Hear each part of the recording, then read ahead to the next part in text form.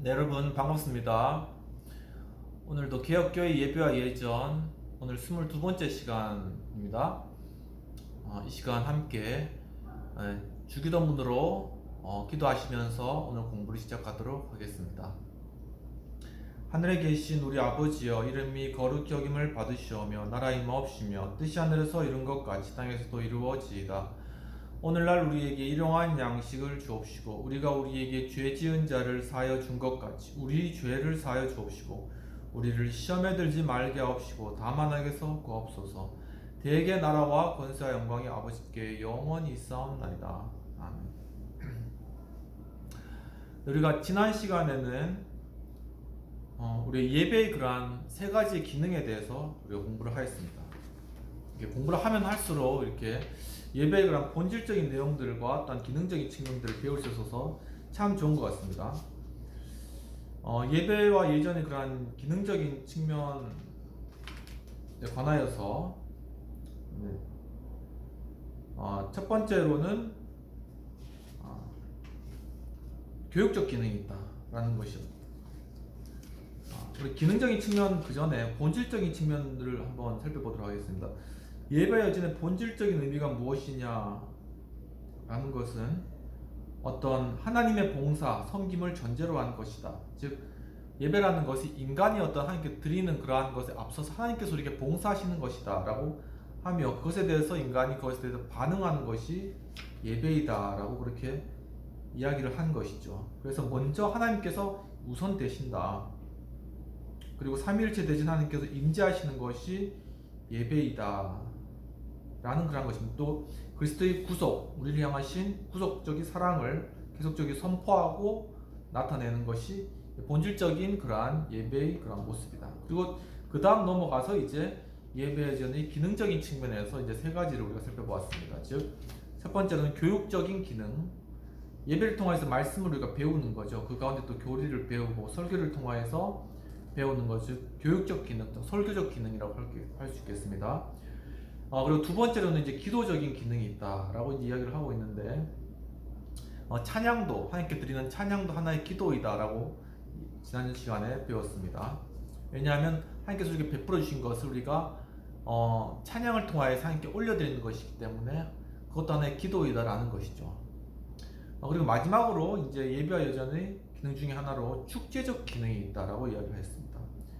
즉 이건 하나의 잔치라는 겁니다. 하늘나라에서 이루어지는 영원한 잔치를 이 땅 가운데 미리 실현한 그러한 것이 바로 축제적 기능, 예배라는 그러한 내용들을 우리가 지난주에 살펴보았습니다.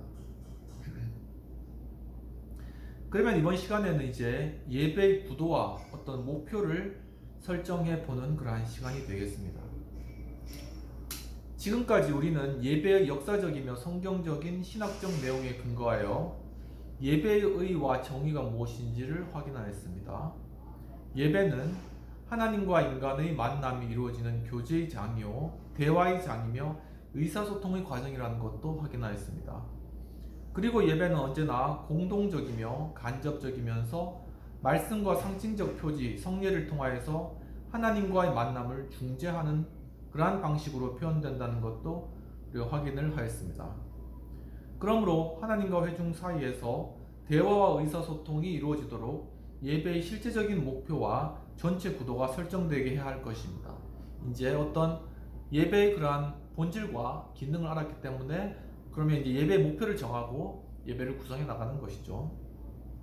즉, 이것은 하나님이 그의 백성을 부르시며 백성들은 하나님의 은혜로운 부르심에 응답하는 관계를 전제한 것입니다. 그러나 실제로 예배의 기본 구도가 어떻게 형성되어야 할 것인지는 역시 에른스트 랑게의 제안에서 교훈을 받을 수 있는 것으로 생각합니다. 그는 죄 사면, 그리고 언약, 그리고 파송이라는 세 단계를 예배 실제를 구성하는 과정으로 제시를 하였습니다. 다시 한번 죄 사면, 그리고 언약, 그리고 파송이 되겠습니다. 랑에는 인간이 예배에 나와서 먼저 해야 할 일이 죄를 고백하고 용서받는 일이라고 보았습니다. 즉 속죄를 통한 하나님과의 화해의 실천이 되겠습니다.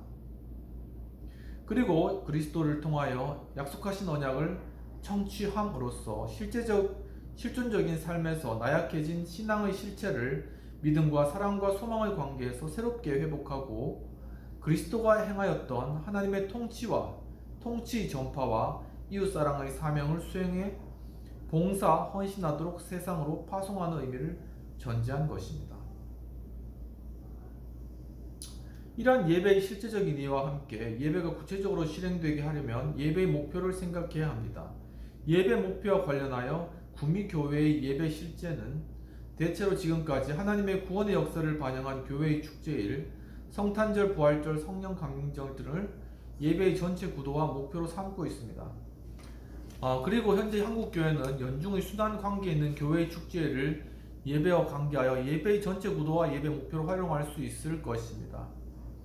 그렇게 될 때 연간 목회 계획을 잘 수립할 수 있을 뿐 아니라 설교 계획, 예배 계획 등이 모두 가능해집니다. 그렇지만 교회의 축제일과 관련되지 않은 평주일을 생각하면 일반적으로 주일 예배의 목표를 어디에 두는 것이 좋은지 깊은 생각을 요한다고 할 수 있습니다. 그렇죠. 그리고 부활절이면 부활의 의미를 그리는 것이고, 그리고 성탄절이면 이제 우리를 구원하러 오신 메시아로 오신 이 땅과 오신 아기 예수를 기리는 것이고, 이런 목표가 분명한 것이죠. 그런데 이제 보통 평주일 같은 경우에는 그럼 어떤 목표를 가지고 예배를 드려야 되냐, 좀 그런 이제 의문이 들 수도 있을 것 같습니다.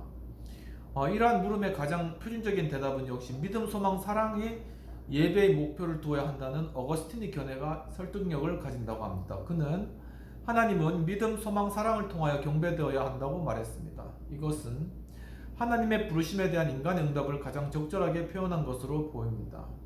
아마도 그는 인간학적인 면에서 예배의 실제적인 구도와 목표가 어디에 의존되어 있어야 할 것인지를 말해준 것으로 인지됩니다. 바르트에 따르면 교회 예배가 그리스도인의 삶의 깨우침과 성결함과 도움이 되도록 섬기는 활동을 표현할 때 인간적인 행동의 동기에 더 많은 공간을 배려할 것을 언급하였습니다. 그렇게 될 때 믿음, 소망, 사랑의 신앙적인 본질적인 가치가 예배 참여자들에게 아버지에게서 부여된다고 보았습니다. 그러므로 필자는 여기서 앞에서 언급한 에른스트 랑의 필자라는 건 여기 정유중 총장님 얘기하는 겁니다. 필자는 여기서 앞에서 언급한 에른스트 랑해가 제안한 예배구도 죄의 사면, 언약의 성취, 세상으로의 파송을 전제하여 예배의 실제적인 목표는 믿음, 사랑, 소망에 두도록 하는 방안이 최선의 예배교육 방식이라고 생각합니다. 이제 어떤 모습이 나왔죠. 즉 바로 죄를 사면 죄를 해달라는 그런 강구가 있고, 그 다음에 이제 언약, 즉 예수님께서 누구든지 이렇게 기도하며 주님을 믿는 자들에게는 죄를 사해 주시고 구원해 주시겠다는 그런 언약을 다시금 되새기는 그런 하나의 그런 과정이 있고, 마지막으로는 파송, 이렇게 구속함을 받고 이제 죄 용서를 받은 우리들이 이 세상에 나가서 바로 그러한 구속의 메시지, 복음의 메시지를 전하도록 그렇게 우리가 격려받고 힘을 받는 그런 파송의 과정, 이렇게 세 가지의 과정을 거치는데, 그러한 것들이 믿음, 소망, 사랑이라는 그러한 구체적인 목표 아래서 예배 가운데 실현되어야 된다. 이러한 전체적인 그런 구도와 윤곽을 이야기하고 계시는 것입니다.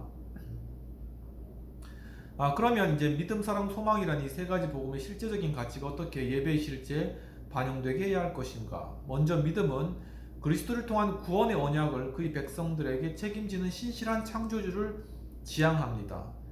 예전 가운데서 우리는 찬양과 감사는 그 때문에 창조주와 구원의 주님에게로 향하게 되는 것입니다.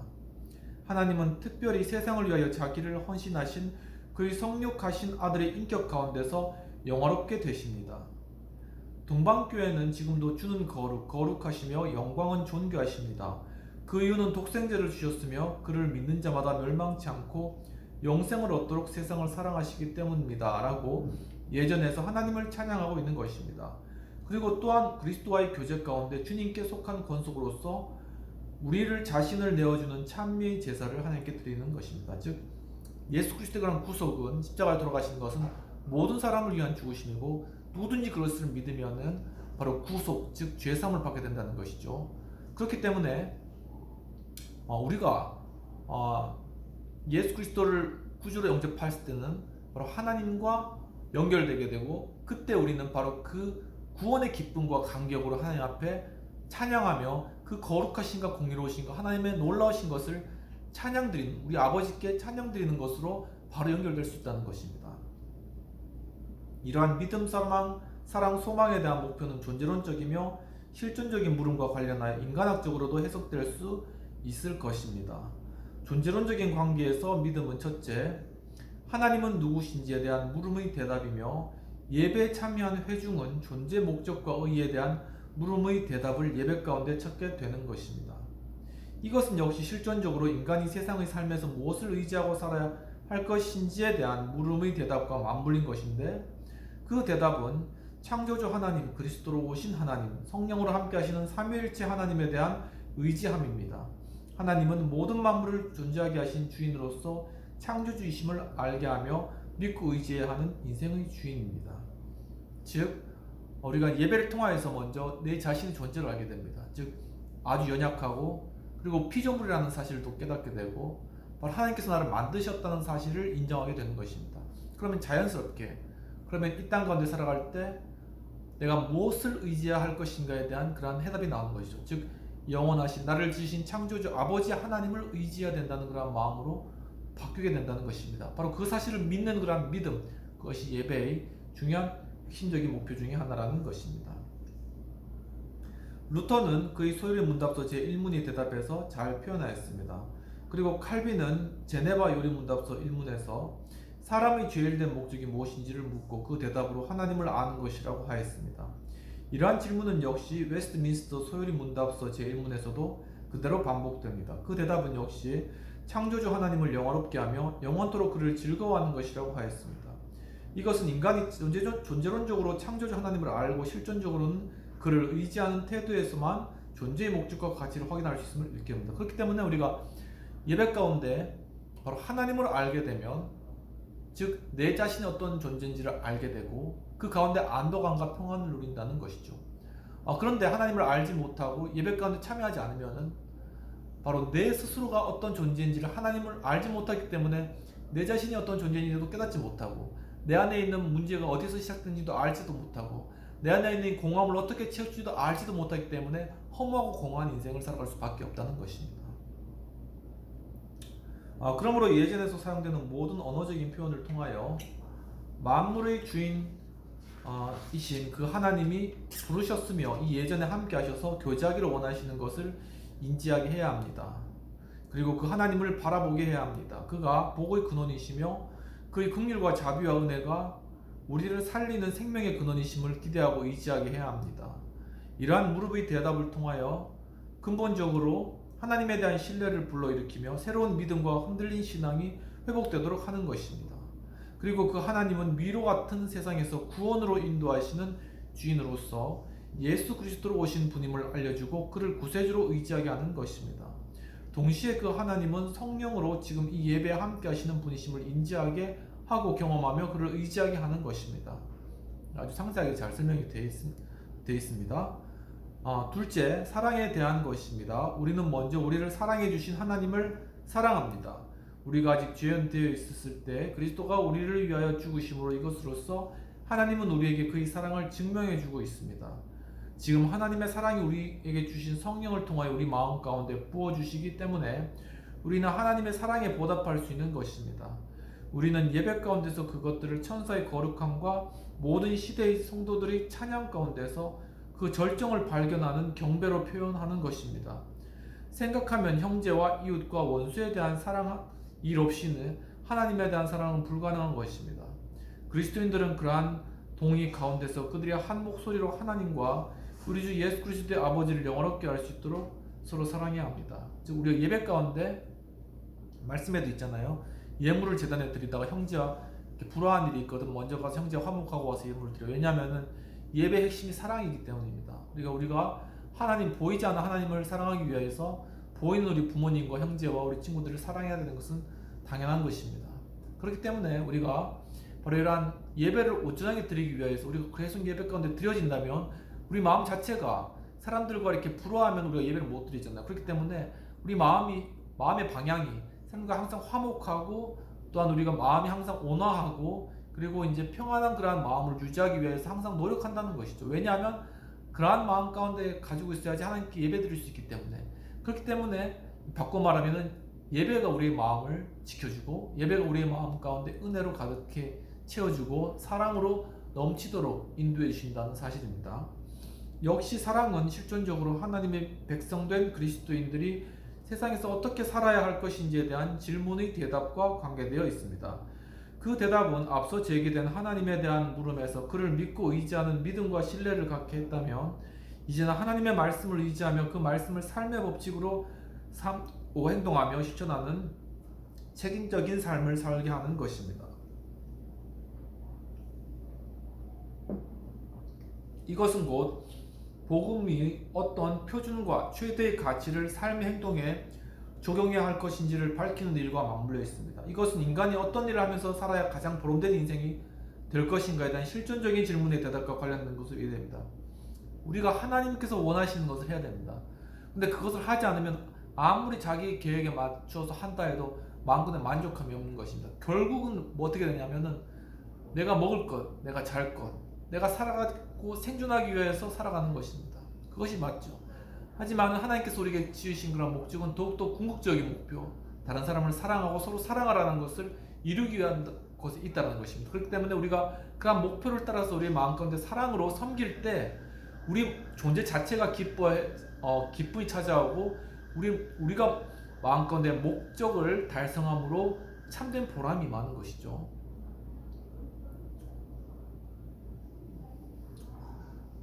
셋째,